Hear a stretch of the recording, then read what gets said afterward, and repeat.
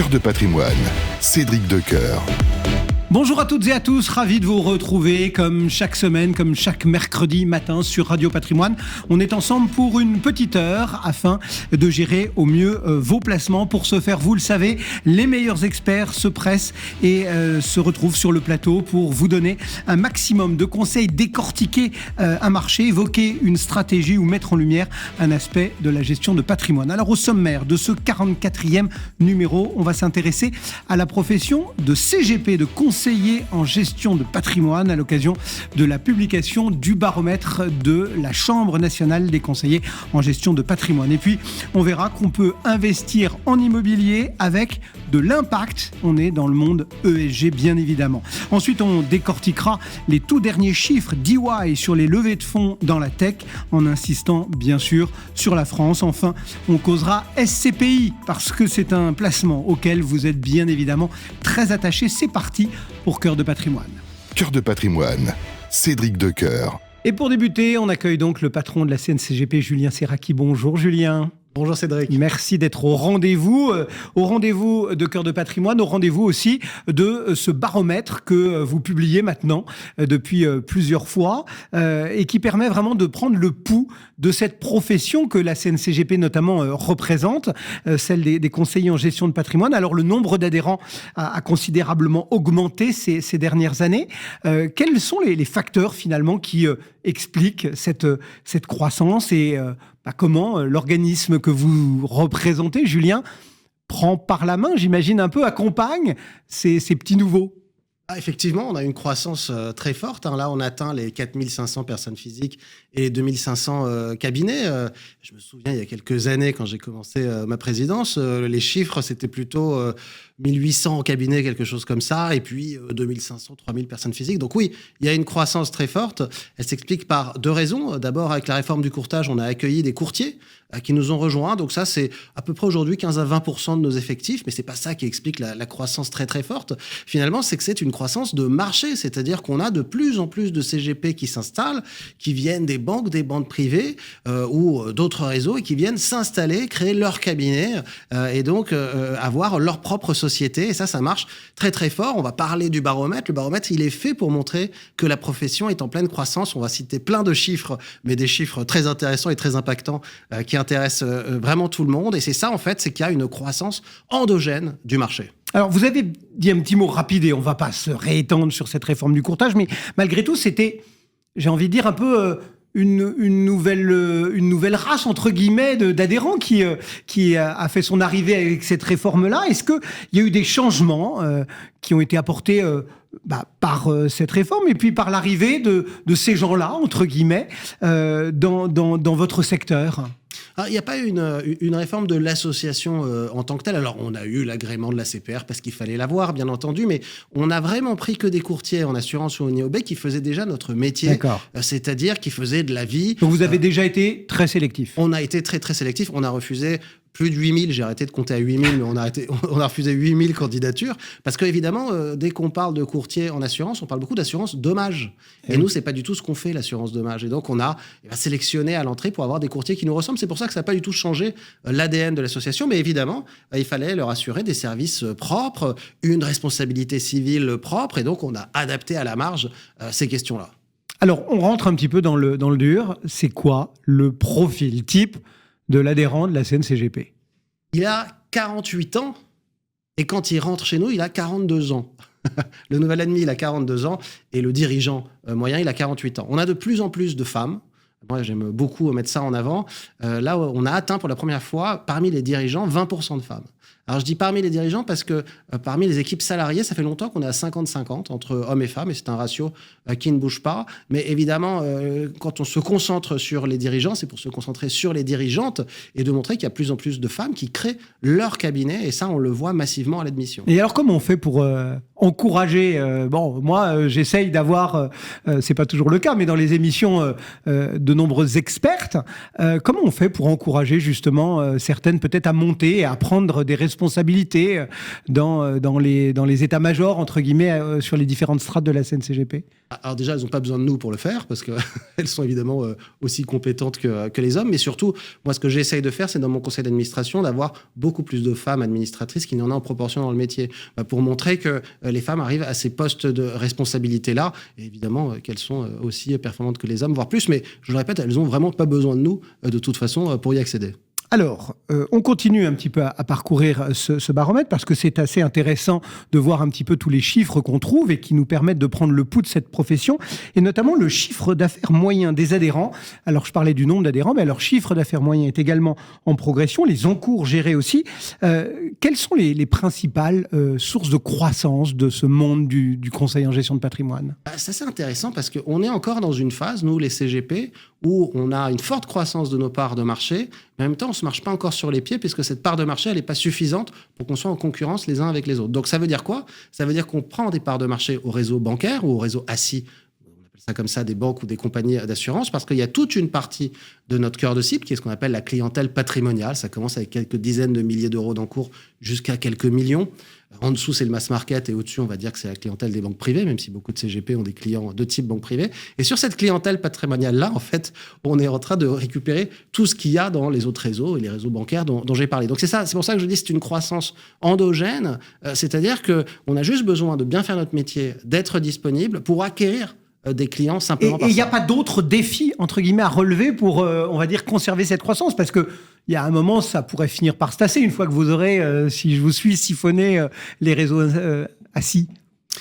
Les défis ne se posent pas encore du point de vue de l'industrie elle-même. Ils se posent évidemment pour chaque cabinet, de dire comment je vais me développer, comment je vais avoir plus de clients, comment je vais avoir un meilleur service. Ça, oui, chaque CGP se pose la question dans son cabinet. Mais en termes d'industrie, on n'en est pas là, parce que dans la courbe de croissance de l'industrie, on n'est pas du tout encore arrivé à maturité. On a encore tellement de parts de marché à aller chercher que cette question-là, on se la posera, à mon avis, post-2030. Voire post-2035. Moi, je dis, la décennie 2020-2030, c'est l'âge d'or des CGP.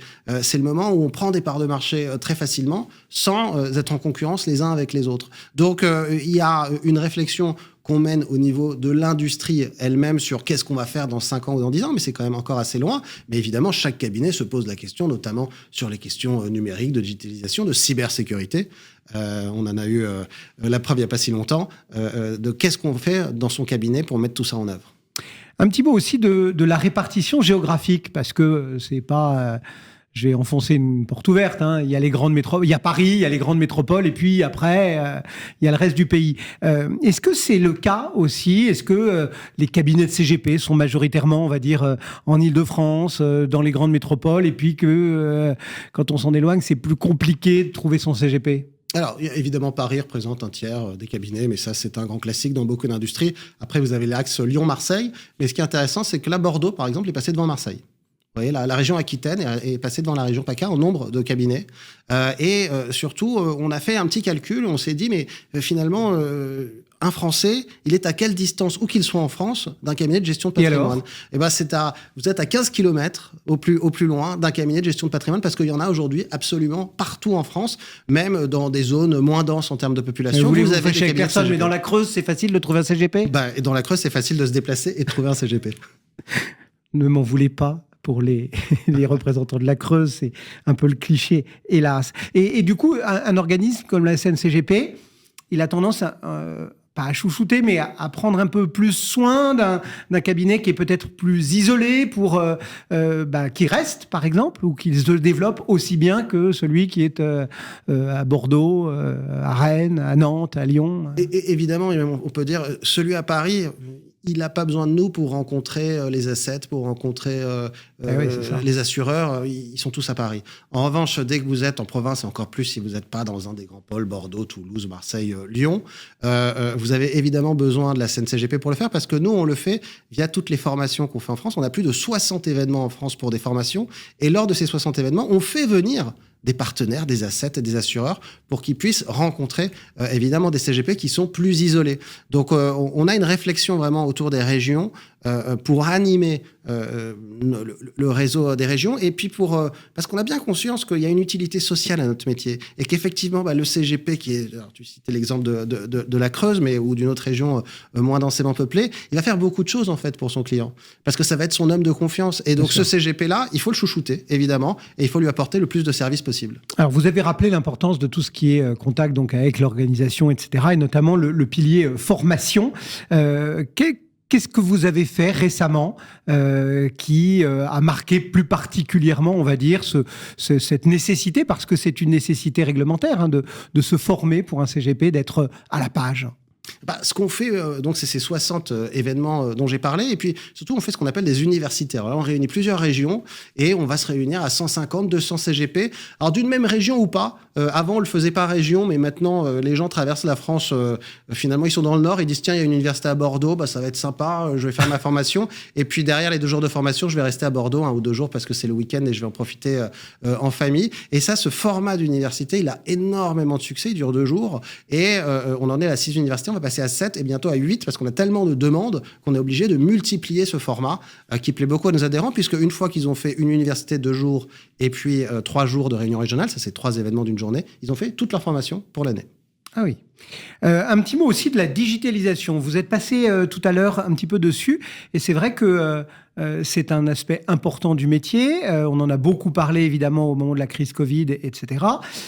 Et j'imagine que c'est un rôle aussi essentiel d'une organisation comme la CNCGP que d'accompagner finalement ses membres, et puis de voir un petit peu comment est-ce qu'on peut faire la transition, avoir les agrégateurs de comptes, les services d'analyse de fonds. Enfin voilà, il y a énormément de choses qui se cachent derrière, de réalité qui se cachent derrière le mot digitalisation. Vous avez cité le Covid, et je crois que le Covid a été un accélérateur fabuleux de la digitalisation. Et donc, on n'en est plus dans la réflexion de la digitalisation. Ça, c'est déjà le passé. Là, aujourd'hui, on a 2 réflexions en tête qui sont comment utiliser l'intelligence artificielle. On a sorti Vous avez un guide notamment sur ce sujet. C'est comment est-ce qu'on applique dans son cabinet l'intelligence artificielle et comment on l'utilise. Donc ça, c'est vraiment un grand point d'interrogation. Et puis, à partir du moment où on s'est numérisé, où on s'est digitalisé, où beaucoup de cabinets n'ont plus de papier, c'est la question de la cybersécurité. C'est-à-dire comment est-ce que derrière, quand on collecte toutes ces datas, toutes ces données, comment est-ce qu'on les sécurise? Et ça, c'est la réflexion qu'on est en train de mener aujourd'hui. C'est-à-dire comment un cabinet doit pouvoir sécuriser les données de ses clients. Alors, si vous voulez reprendre tout ça, vous pouvez notamment vous référer au podcast, puisqu'on avait reçu Sandrine Genet et Vincent Courroyer qui étaient venus présenter ce guide, et vous saurez tout sur le guide de l'IA pour le CGP. Juste une chose, Cédric, c'est que c'est vraiment un sujet difficile, le sujet de la cybersécurité, parce que c'est un sujet qui est au croisement, évidemment, de compétences techniques. Nous, les CGP, on n'est pas des professionnels de la cybersécurité. Donc, au croisement de ces connaissances techniques-là et au croisement de la réglementation aussi, parce qu'évidemment, on ne peut pas tout faire. Il y a des lois et des obligations à respecter. Donc, c'est vraiment un sujet qui est très complexe, qui nous demande beaucoup de réflexion en ce moment. Et on ne va pas sortir de notre chapeau, évidemment, des solutions faciles comme sauvegarder vos données. Si c'était que ça serait évidemment trop facile et tout le monde pourrait le faire. Non, c'est qu'on est en train de travailler vraiment à réfléchir sur comment un cabinet doit s'organiser en matière de cybersécurité. Ouais. Et on a vu dans l'histoire récente, avec certains fournisseurs, qu'effectivement, il pouvait y avoir quelques questions. Juste 2 petites questions pour terminer. Une sur le reste de la profession, j'ai envie de dire, parce que le CGP, moi, je le vends souvent comme ça, c'est un peu comme le médecin de famille qui va vous ausculter, tout bien connaître de chez vous, et qui, quand il aura, entre guillemets, une difficulté ou un besoin, se tournera vers un autre professionnel et travailler vraiment en interprofessionnalité pour le plus grand bien de son client. Comment est-ce qu'on travaille justement? Comment est-ce que lorsqu'on préside la CNCGP, on règle un petit peu le pas sur le reste de la profession? Alors, le reste de la profession, on est tous des CGP, donc on fait tous... Mais on peut penser aux notaires, aux experts comptables, aux avocats... Évidemment, alors vous avez employé le terme de médecin du portefeuille, ou un terme en tout cas en rapport avec le médecin. C'est aussi le chef d'orchestre qu'on utilise beaucoup. Et donc, évidemment, toutes les questions autour de l'interprofessionnalité se posent. Tous les CGP, je pense, travaillent par exemple avec des experts comptables qui leur apportent leurs clients. Et évidemment, le CGP, dessus, va appliquer ses connaissances. France, notamment sur tous les dispositifs d'épargne retraite, par exemple, ou d'épargne salariale. Les CGP sont très actifs. Évidemment, sur les ventes immobilières avec le notaire aussi. Évidemment, sur tous les sujets qui touchent les avocats, les créations de SCI, ce genre de choses. Donc, il y a vraiment un rôle de chef d'orchestre. J'ai essayé de développer des relations institutionnelles avec les ordres de ces métiers. C'est très compliqué, je ne vous le cache pas, parce qu'ils ne sont pas organisés comme nous. Là-bas, ils sont vraiment organisés par région. Et donc, il faut vraiment aller voir chaque président de région de l'ordre d'un tel ou d'un tel. Donc, c'est vraiment très lourd à mettre en œuvre. Et on essaye, on progresse peu à peu. Et ça va prendre du temps. Et comme toujours à la CNCGP, je pense que celui ou celle qui va me succéder dans quelques temps va essayer de bâtir sur les fondations qu'on aura laissées. Allez, vous me lancez là-dessus, puisque voilà, ce sera ma question, ma dernière question. Vous terminez votre mission en tant que président de la CNCGP. D'abord, content, pas content, et puis derrière, un peu de prospective. Quelle vision vous avez maintenant, vous, après avoir occupé ce rôle pendant ces quelques années, quelle vision vous avez pour l'avenir de la profession, pour les évolutions réglementaires, technologiques, économiques, enfin... Le testament, entre guillemets, professionnel, présidentiel de Julien Serracchi. C'est sûr que c'est une position déjà qui est extraordinaire. Parce qu'on fait son métier, on continue à faire son métier. Moi, tous les jours, j'étais dans mon cabinet de CGP. Oui, parce qu'en vrai, vous avez quand même un cabinet aussi. Oui, dans mon cabinet de CGP. Mais il faut. Il faut pour bien avoir conscience de c'est quoi la réalité d'un CGP. Donc, il faut surtout pas se couper de ses clients et ne faire que gérer l'association et en être le président. Donc, c'est vrai que c'est une fonction absolument extraordinaire parce qu'on continue à faire son métier tout en ayant une réflexion très profonde, tout en faisant du lobbying, tout en défendant les intérêts de ses adhérents. Et donc, vous devez vraiment discuter avec absolument tout l'écosystème, que ce soit des partenaires, que ce soit des tutelles, que ce soit des politiques français ou européens. Et ça, c'est absolument passionnant intellectuellement. Il faut vraiment avoir ça en tête, c'est que c'est une passion intellectuelle avant tout d'être président de la Chambre. C'est certainement pas pour sa propre gloire ou pour bénéficier de je ne sais quel avantage, c'est absolument pas le cas. On le paye de se faire ennuyer par série de cœurs régulièrement. Non, c'est un plaisir.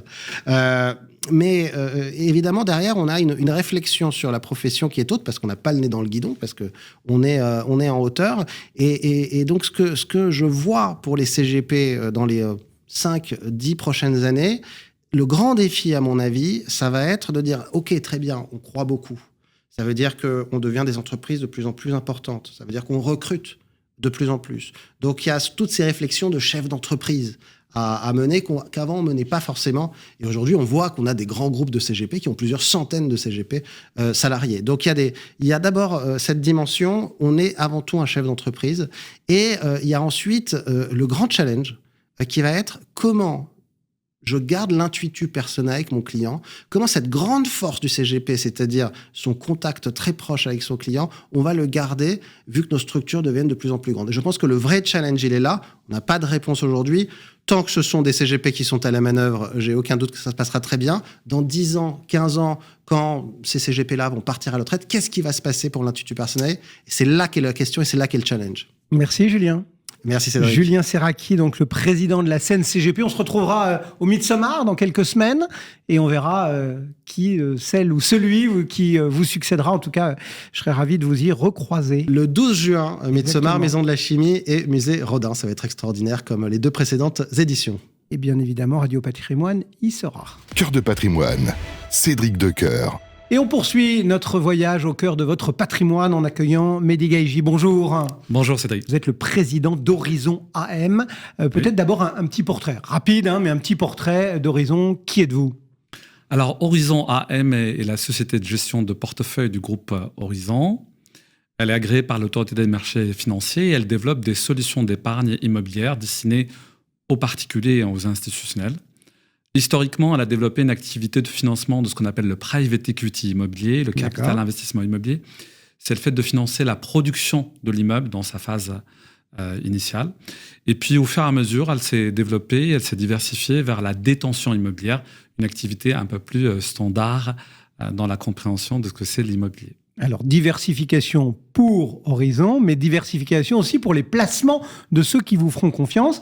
Et on va tourner ce matin entre les domaines de l'hôtellerie, de l'aménagement foncier, du portage foncier, enfin voilà, tout ce que vous proposez à vos clients. Est-ce que vous pouvez nous expliquer un peu justement pourquoi avoir diversifié à ce point la stratégie finalement d'Horizon AM ?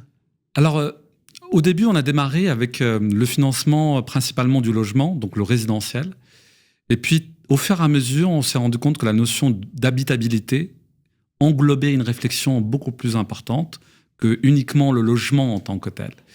Et donc, l'aménagement urbain étant la phase initiale, celle qui conçoit les règles urbanistiques, le portage foncier est une façon d'acquérir le foncier en vocation de projet futur.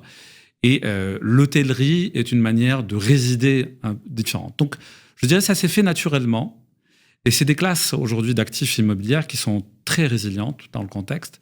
Donc aussi, cette réflexion de venir diversifier, être multisectoriel avec une réflexion d'habitabilité générale sur l'usage de l'immobilier, non seulement en tant que résidence principale, mais en le résidant même temporairement.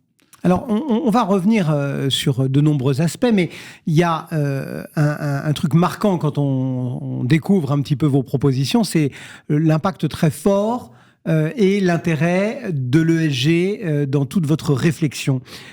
Comment est-ce qu'on concilie, enfin, c'est presque une question que chaque épargnant peut se poser et de se dire, bah oui, c'est bien de prendre en compte tous ces critères-là, mais est-ce que finalement, je vais pas y laisser un petit peu de plume en termes de rentabilité ? Enfin, en clair, comment est-ce qu'on concilie rentabilité, l'impact social, la responsabilité environnementale, quand on fait de l'investissement immobilier ? Oui, déjà, en ayant l'objectif de le faire, parce que c'est vrai qu'il y a beaucoup d'idées qui viennent opposer la performance économique avec des performances extra-financières. Je crois que c'est un monde qui est révolu aujourd'hui. En soi, il est parfaitement possible de concilier les deux. Par contre, il faut le concevoir. C'est ça la nuance. Et donc, cette conception, elle est assez naturelle. Quand vous produisez un immeuble, vous n'êtes pas un consommateur d'un produit fini. Vous pouvez agir dessus. Prendre un exemple très concret sur le plan environnemental. Quand on conçoit un projet d'aménagement, c'est souvent des friches polluées, bétonnées. Donc, on va faire des projets, nous, de dépollution, de renaturation, donc d'amélioration de la perspective verte. Et donc, vous voyez, ça, c'est un exemple très, très facile à faire. Sur le plan strictement, par exemple, parce qu'on parlait de ESG, le S, le social, quand vous concevez un projet, vous pouvez le dédier à une destination d'un public défavorisé qui a une difficulté d'accès, par exemple, au logement. Vous pouvez le destiner à un logement social. Vous pouvez aussi concevoir des éléments qui touchent à sa programmatique, par exemple, édifier des maisons médicales. Alors, c'est une thématique de grande actualité, puisque les médecins même sont, il me semble, en grève depuis quelques jours. Et donc voilà, en fin de compte, le temps de conception, le temps de développement est un temps privilégié. Enfin, sur la gouvernance, je finis juste là-dessus. Ouais. La gouvernance, chez Horizon AM, on a fait un choix que nos fonds d'investissement ne soient pas des fonds sans personnalité morale. On leur a donné une personnalité morale, ça veut dire que ce sont des sociétés, ce qui fait que les fonds appartiennent intégralement aux investisseurs et qu'ils ont un droit, celui de l'Assemblée générale, pour pouvoir voter pour ou contre, donc en fin de compte, un pouvoir de sanction. Donc vraiment, le ESG, on le vit grâce à cette classe d'actifs dans toute son acception. Absolument. Justement, est-ce que vous pouvez nous parler un petit peu du fonds foncière, citoyenne et sociale, et notamment de ce fonctionnement, puisque c'est une société coopérative d'intérêt collectif ? Oui, là, on est allé chercher carrément l'extrémité. C'est un ovni un peu dans le métier, oui, non ? C'est un ovni, je pense qu'il n'y en a pas beaucoup. À notre connaissance, on est les seuls à le faire.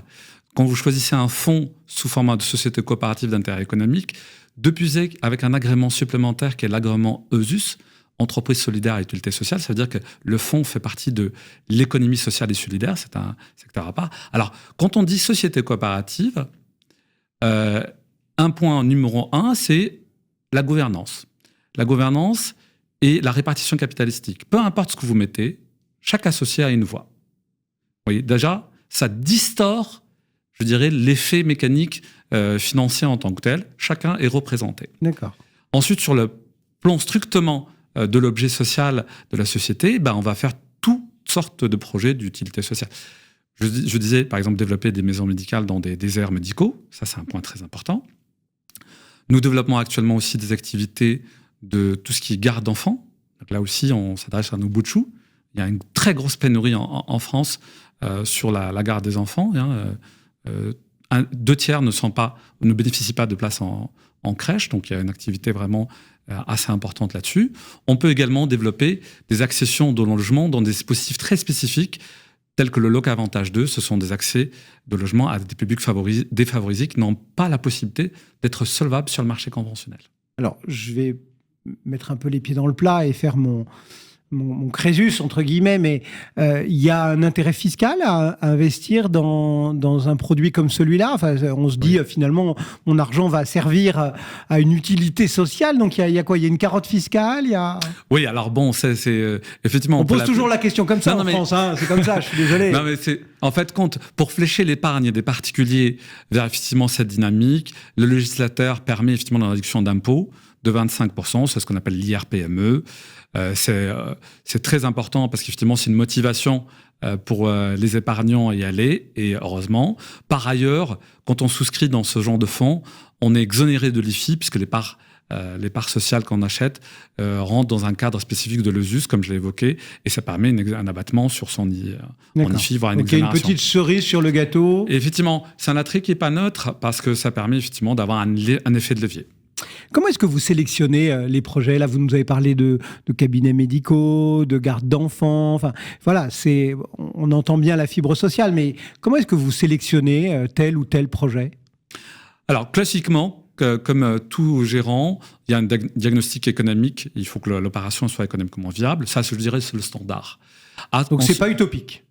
Pas du tout, pas du tout. Non, mais c'est important. La plupart des rentabilités qui sont acquises dans le fonds tourne à l'actif entre 5 à 8% de rendement. D'accord. Donc là, on n'est pas du tout dans l'utopie. Non, c'est rentable. Tout à fait. Tout à fait. Ce qui les spécifie, c'est plutôt un diagnostic territorial.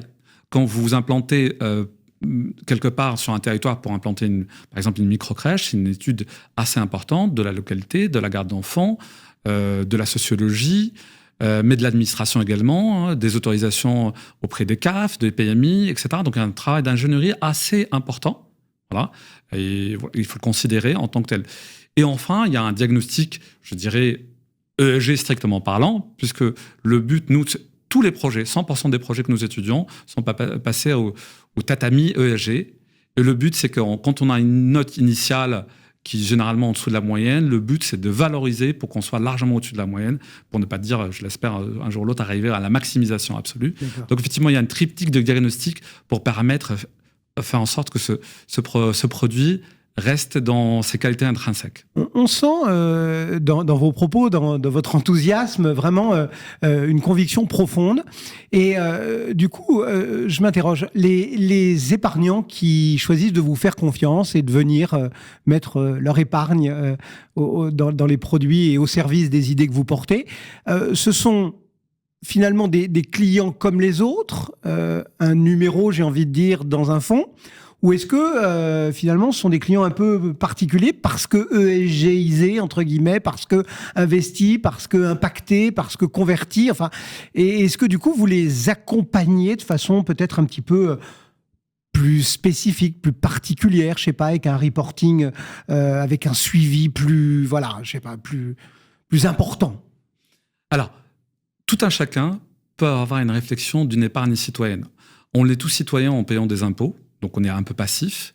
En investissant dans ce genre de fonds, on fait une démarche active. Choix.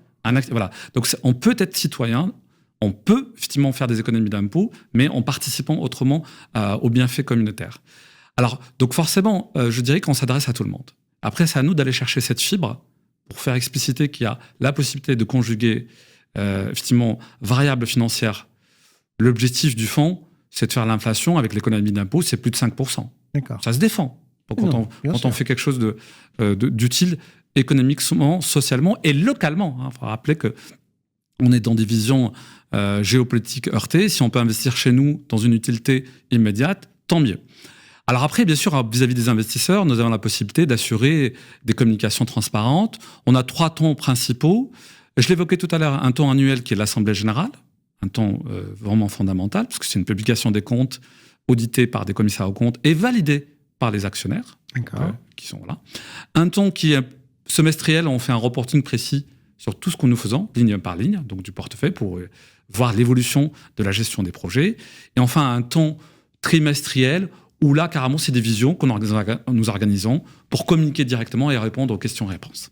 Alors, vous nous avez dit un mot du rendement. Maintenant, en étant hyper concret, là, si je vous demande peut-être 1 ou 2 exemples illustrés, on va dire, de l'investissement type de votre foncière, qu'est-ce que vous auriez envie de mettre en avant ? Déjà, je vais rappeler que le ticket, il est à partir de 3 000 €. Donc, vous voyez, c'est déjà c'est abordable. C'est une belle diversification pour ceux qui souhaitent le faire.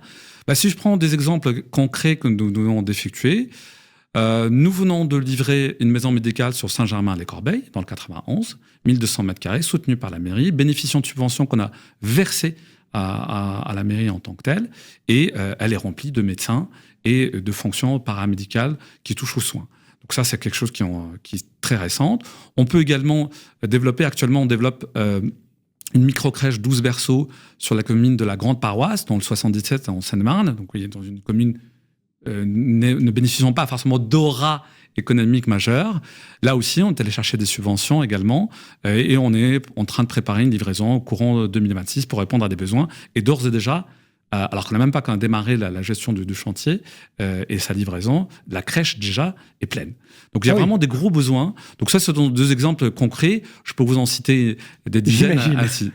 Bon, si je bénéficie justement pour terminer un petit peu de votre œil sur ce monde, dans le monde ESG, c'est vrai qu'on essaye de percevoir un peu les tendances, de regarder comment ça peut se développer ou plus ou moins souffrir. C'est vrai que là, si on regarde globalement, l'arrivée de Donald Trump a fait poser certaines questions sur la façon d'aborder les critères ESG, exclure ou prendre du best in class. Enfin, il y avait beaucoup de questions. Sur ce monde un peu immobilier responsable, quelle est votre vision du temps qui vient et comment est-ce que vous pensez, à la modeste place, j'ai envie de dire, d'Horizon AM, être capable d'y apporter votre pierre ?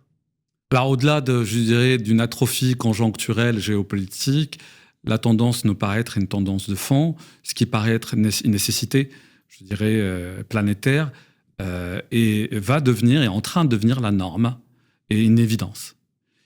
Tout un chacun, aujourd'hui, vous et moi, on cherche du sens dans nos actions quotidiennes. Et quand on est épargnant, on a la possibilité, à son niveau, de participer à un effort conjugué qui a une utilité et une retombée économique immédiate. Et je crois que ça vaut tous les discours. Donc nous, on y croit à fond. On veut juste amener de plus en plus de pédagogie pour permettre que ces épargnes-là se flèchent vers ce genre de support. Et on a ce privilège d'être sur une classe d'actifs qui est le temps de la conception et le développement. C'est le meilleur temps qui soit, puisque c'est quand vous concevez un produit, c'est à ce moment-là, vous pouvez agir dessus plutôt que venir derrière le restructurer, qu'une démarche plus lourde, plus difficile à faire. Donc nous pensons qu'on a une classe d'actifs qui s'adapte parfaitement. Donc nous, on invite tout le monde à venir regarder, à s'y intéresser. Sincèrement, pour 3 000 €, je pense que il est possible de se diversifier et de dire on y va. C'est vendu. Mehdi Gueïji, merci beaucoup d'être passé sur le plateau de Cœur de Patrimoine pour Horizon AM. Merci bien, à bientôt. Cœur de Patrimoine, Cédric Decoeur. Et c'est Sébastien Coinon que l'on retrouve à présent. Bonjour Sébastien. Bonjour Cédric, ravi de revenir dans Cœur de Patrimoine. Merci d'être au rendez-vous pour So We Found, animateur aussi du podcast Tech 45, dans lequel vous recevez toutes celles et ceux qui font cette fameuse French Tech. Et on va parcourir un petit peu les tout derniers chiffres de ce monde-là, histoire de prendre le pouls, qui a plus beaucoup on a moins de sensations peut-être un petit peu, avec un recul marqué sur ce capital risque en France. Ouais, j'ai pas de bonnes nouvelles malheureusement pour vous Cédric et pour votre audience, auditeurs, téléspectateurs qui vous suivent, sur YouTube aussi. Alors c'est pas mes chiffres, donc en plus ils sont tamponnés. Ouais. C'est du solide par EY, le cabinet qui sort son baromètre tous les trimestres. Donc là c'est vraiment la dernière fournée arrêtée au 31 mars 2025. Et c'est vrai que c'est pas bon. On est à 1,4 milliard d'euros levés, donc sur les 3 derniers mois, sur 150 startups françaises. Donc vous voyez, c'est pas beaucoup en volume et en valeur. Et c'est vrai que c'est une baisse. C'est une baisse à 2 chiffres. Moins 14% en volume, moins 19% en valeur. Ouais. Ça, donc, c'est Quand bon. on dit pas brillant, c'est pas brillant. Hein. Voilà, c'est pour nous, je vous avais prévenu. Il y aura, je ne sais pas s'il y aura des bonnes nouvelles dans les prochaines minutes, mais on va essayer quand même parfois de voir le verre à moitié plein. Tout n'est pas noir. Donc, rappelons-nous juste pour dézoomer, en 2023, la France dominait l'Europe continentale. Là, avec les chiffres que je vous donne, on est toujours sur le podium, mais on est relégué à la 3e place. On est derrière l'Allemagne. Eux, ils ont levé pratiquement 300 millions d'euros de plus que nous. Et il y a toujours devant, mais même loin devant, là, ils sont en train, on les voit quasiment plus. Le Royaume-Uni qui accélère. Non, mais ça compte pas, ils sont pas sur le continent. Et ouais, mais le problème, c'est qu'ils sont pas déménagés. Ils sont plus dans l'Europe économique. Mais voilà. Mais ils nous chipent toujours du pognon. Et ouais, ça attire, là, ça aspire notamment tout ce qui est investissement en intelligence artificielle. Encore l'IA. Et du coup, donc, le UK conserve sa place de leader. Je vous donne le chiffre, Cédric. Je vous ai dit plus 20%, mais ça ne vous parle pas plus que ça. C'est 4,3 milliards. Je vous ai dit, pour nous, c'est 1,4 milliard. Donc, ils font juste x3. x3. Hein, là, vous prenez la tech, la Brit Tech, c'est 3 fois la French Tech. Ouais. Bon, il faut dire que la French Tech, on ne l'a pas aidée. Le contexte économique, j'ai même envie de dire politique, est plus qu'incertain.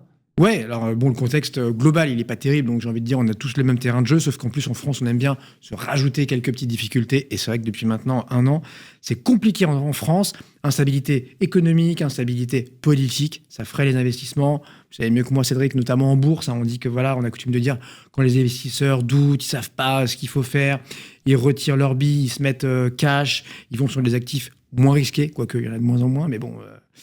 sur le capital risque, c'est pareil, sauf qu'il n'y a pas vraiment d'actifs pas risqués. Du coup, qu'est-ce qu'on fait ? On se met en mode pause, voilà. Ouais. Il y a du brouillard, j'attends. Et dans les levées de fonds, donc les startups en sont totalement indépendantes, en tout cas celles qu'on regarde, chez EY ou chez Sowifun évidemment, c'est celles qui ouvrent leur capital et ont besoin d'accélérer avec de nouveaux investisseurs tous les ans, tous les 2 ans. Là, ça ralentit. On ne veut pas dire que c'est à l'arrêt, mais ça ralentit très nettement.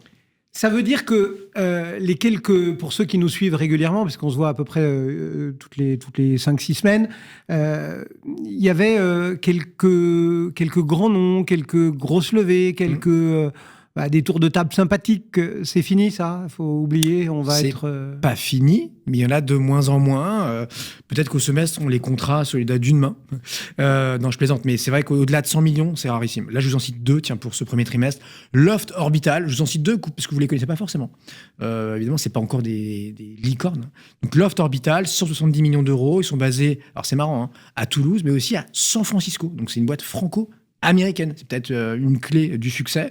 Et ils offrent des services clés en main, donc basés sur les satellites. Ils facturent à l'usage. Alors, c'est pas du mode SaaS avec un abonnement 15, 20, 100 euros par mois.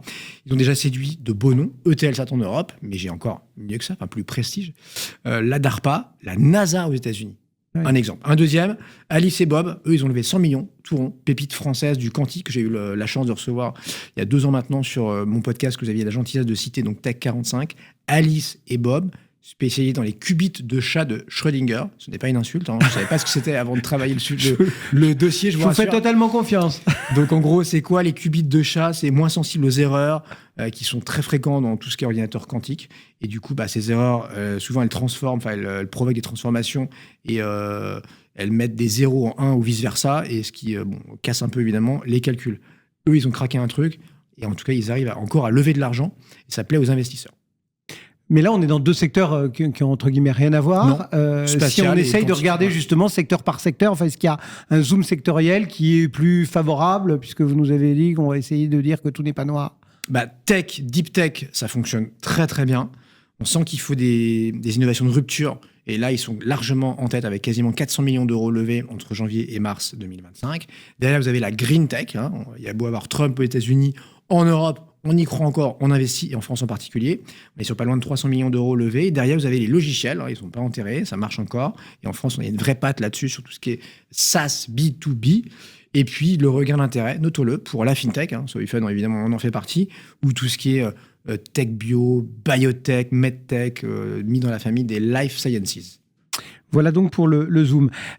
Si on essaye de regarder devant, dans le temps qui vient, qu'est-ce qu'on espère, qu'est-ce qu'on attend pour le deuxième Alors, je ne suis pas devin, mais si je me repose un peu sur les préconisations d'EY, que nous dit le cabinet avec son associé Franck Sebag, il doit y avoir 3-4 priorités pour nos startups, nos scale-up françaises. Quelles sont-elles, Cédric ? l'argent, la trésor, un cash is king, comme disent les anglo-saxons. Donc, vous devez avoir une gestion rigoureuse de votre trésorerie. Ensuite, les business models, ils doivent être viables. Donc, il faut avoir un modèle économique dont, justement, la priorité, c'est la rentabilité, le fameux break-even. Il faut qu'à un moment donné, je perde pas plus que ce que je fais rentrer comme argent. Ça paraît évident de le dire, mais dans les startups, c'est pas toujours le cas. C'est pas toujours le cas. Depuis 3 ans, elles se sont habituées, mais il y a encore un peu de travail. Et puis l'expansion européenne, il faut chercher de la croissance en dehors de la France, en dehors des pays plutôt faciles, genre Belgique, Suisse, parfois Espagne, Italie. Il faut aller au-delà, même carrément au global, si on peut, même si évidemment c'est plus facile à dire qu'à faire. Et enfin, tarte à la crème, il y a 2 secteurs porteurs qui sont l'IA et la défense. Et là, tout le monde doit plus ou moins s'y intéresser. Alors la défense, pas forcément, mais en tout cas, si on regarde l'IA, il faut avoir une couche aujourd'hui d'automatisation, d'IA, d'API, ChatGPT ou Mistral, parce que sinon, on risque de se faire balayer par un concurrent. Pour terminer, donc, on a bien compris, là, on est le pied sur le frein, ça ralentit, etc. Mais vous nous avez dit, ça ne s'effondre pas. Du coup, vous, de votre poste d'observation chez SoWeFound, qu'est-ce que vous vous dites ? Qu'est-ce que vous voyez ? Déjà, on est content de ne pas avoir cédé aux sirènes des modes. Je pense notamment à l'immobilier il y a quelques années où beaucoup de plateformes de crowd sont allées financer d'une manière ou d'une autre la pierre. Et on sait que ça plaît aux Français. Là, vu que depuis 2-3 ans, l'immobilier est beaucoup moins à la fête, ça pèse chez certains de nos concurrents. Et donc, nous, on n'y est pas allé. Mais c'est vrai que sur l'ensemble de l'industrie du crowd equity, crowdfunding, ça a pu être compliqué. Dans le financement, les entreprises, là, en revanche, l'appétit du retail, des investisseurs finaux, des particuliers que nous sommes, lui, il ne se déblanc pas, il ne faiblit pas vraiment.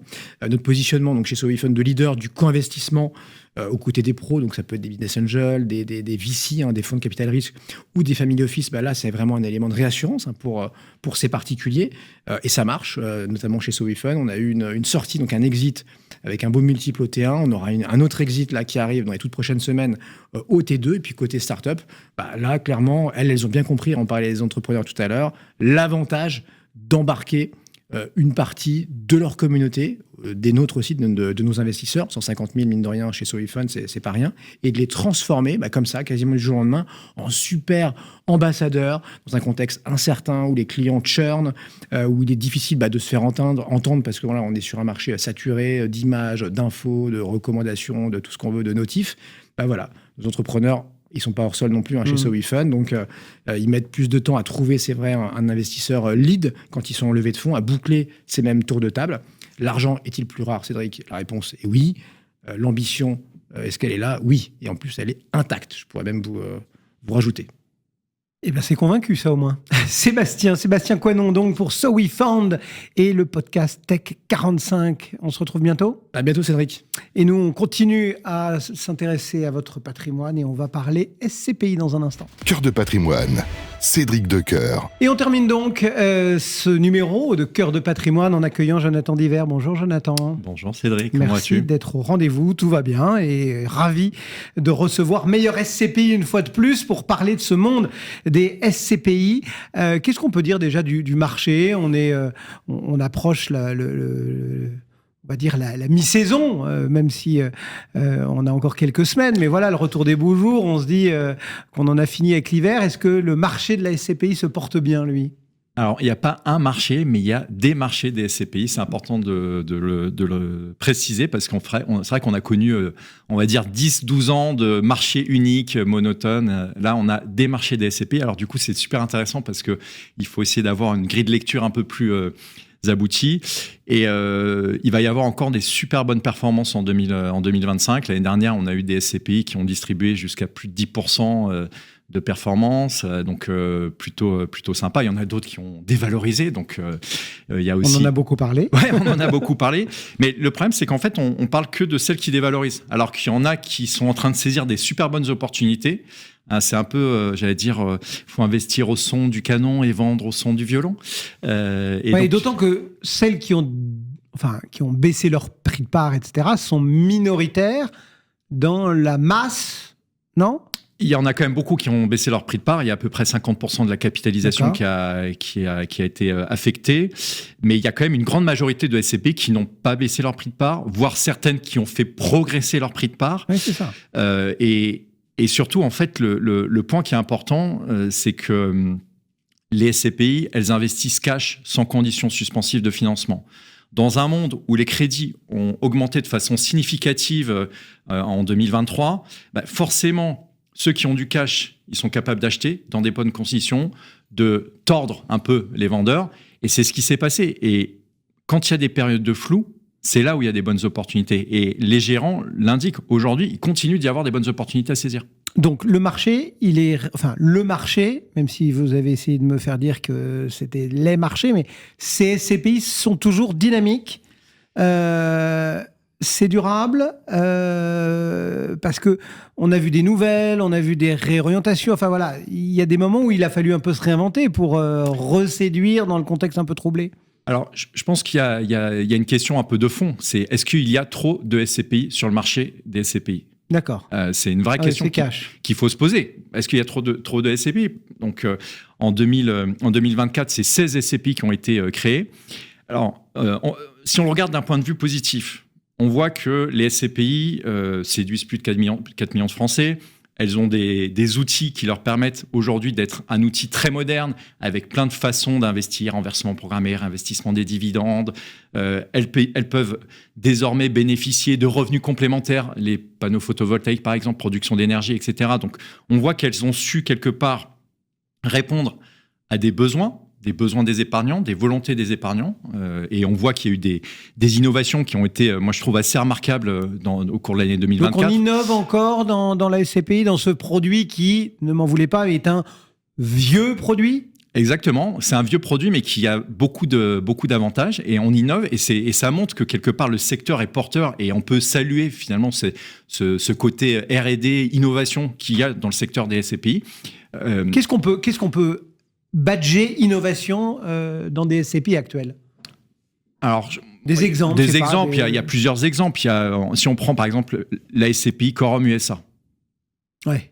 C'est quand même une innovation absolument géniale de se dire je peux investir dans un véhicule français qui investit aux États-Unis. Alors oui, c'est vrai que lancé à un moment bien particulier. Lancé à un moment particulier où on a Donald Trump qui revient au pouvoir, mais c'est une fois de plus au son du canon qu'on peut faire les meilleures affaires. C'est une période qui est compliquée aux États-Unis, mais il y a un momentum pour investir. Et moi, à titre perso, je suis convaincu que c'est maintenant qu'il faut y aller par exemple sur Quorum USA. Et Quorum USA, c'est une très belle innovation. C'est sans doute une des plus belles innovations des 3-4 dernières années. Bon, donc Quorum USA, quoi d'autre ? On a la SCPI EPK, donc c'est une SCPI pan-européenne, sans frais de souscription, c'est un peu la mode des sans frais de souscription, mais il y a des frais de gestion qui sont plus importants. Complètement pan-européen, avec un gérant qui est très dynamique et qui offre un niveau de rentabilité, je veux dire, presque 8% l'année dernière. C'est quand même chouette de pouvoir se dire j'investis dès 200 € et j'ai un niveau de rentabilité qui n'est pas garanti, mais qui est plutôt sympathique. On a une nouvelle société de gestion qui a été lancée fin d'année dernière, Darwin, avec Darwin RE01. Donc on est dans une dynamique vraiment bien, très digitale, très orientée investissement socialement responsable avec les thématiques ESG. Le niveau d'objectif pour l'année 2025, c'est 7,5 d'objectif de taux de distribution. Donc c'est vraiment intéressant. Et puis la dernière, alors, il y en a d'autres, Osmo Energy, qui est un peu une logique vraiment, j'allais dire, développement durable, avec des enjeux très forts d'un point de vue ESG. Ce dont je parlais tout à l'heure sur les panneaux photovoltaïques. Panneaux photovoltaïques produisent de l'énergie. Jusqu'alors, en fait, la SCPI ne pouvait pas capter les revenus. Maintenant, c'est la SCPI qui va pouvoir capter les revenus. D'accord. Donc, on imagine ce type de SCPI et d'autres SCPI. Vous prenez la SCPI Activimo de chez Alderan. Ils ont des milliers de mètres carrés parce que c'est une SCPI qui investit dans la logistique et l'activité. Le fait de pouvoir mettre des panneaux photovoltaïques sur les toits de ces bâtiments, ça va générer du revenu. Donc, même si Activimo n'est pas une nouvelle SCPI et qu'elle a 4-5 ans, ça reste une super bonne opportunité. Bon, malgré tout, le cycle est en train de changer. Enfin, ça rebat un peu les cartes, non ? Clairement. Et en fait, c'est un peu pour ça qu'au sein de Meilleur SCPI, nous, on a un agrégateur qui permet de consolider toutes ces SCPI. On est en train de lancer un petit indicateur qui permettra de voir quelle est la dynamique de la SCPI. Est-ce que ma SCPI est dans une dynamique de collecte ? Est-ce qu'elle collecte pour pouvoir saisir les opportunités ? Parce qu'aujourd'hui, il y a des SCPI qui collectent, et ces SCPI qui collectent, Moi, je suis alors. Donc ça veut dire que vous allez colorier les SCPI Voilà, exactement. à la sauce meilleure SCPI. Quoi. Voilà, à la sauce meilleure SCPI, on va les colorier, on va mettre des petits badges pour permettre à l'épargnant de se dire, OK, est-ce que ma SCPI est dans une bonne dynamique? Est-ce qu'elle collecte de l'argent pour saisir les opportunités de marché? Moi, à titre personnel, ça fait plus de 20 ans que je travaille dans le monde de l'immobilier d'entreprise. Et ben, je suis convaincu que le time to market, il est excellent et que c'est le moment de tordre les vendeurs, de leur acheter à la casse des actifs. Et quand ce sera le moment de vendre à des opérateurs qui seront un peu plus moutonniers, on leur vendra très cher, on prendra de la plus-value. Donc ça, c'est première dynamique de SCPI. Après, il y a celles qui se végètent, qui sont un peu stand-alone, il ne se passe pas grand-chose. Puis après, il y en a d'autres, il faut le dire, il y a des SCPI qui, aujourd'hui, détruisent beaucoup de valeur. Et celles qui ont détruit beaucoup de valeur, ce serait bien que collectivement, on se dise un peu pourquoi elles ont détruit de la valeur. Quels ont été qu'est-ce qui a fait qu'on en est arrivé là? Voilà.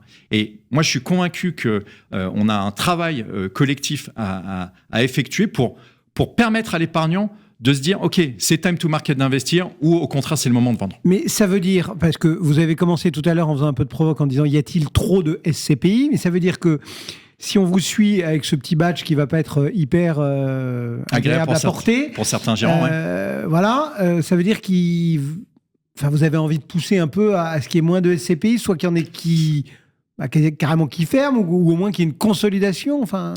Oui, cette question, c'est qu'il n'y aura pas de place pour tout le monde. Ça, c'est clair et net.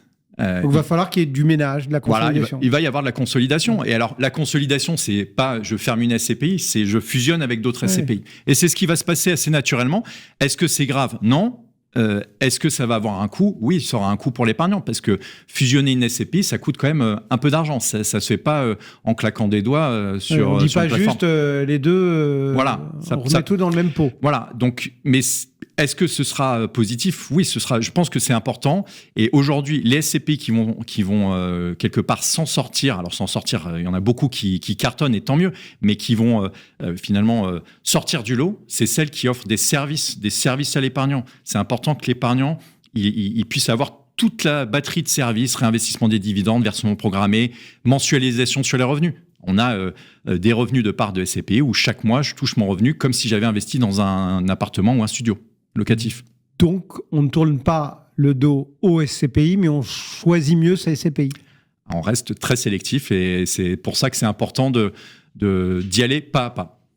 Jonathan Diver et meilleurscpi.com qui nous accompagnait. Merci Jonathan d'être passé. Merci Cédric. Voilà, c'est la fin de Cœur de Patrimoine pour cette semaine. On se retrouve mercredi prochain. Merci de votre fidélité et à très vite. Cœur de Patrimoine, une émission à réécouter et télécharger sur le site et l'appli Radio Patrimoine et sur toutes les plateformes de streaming.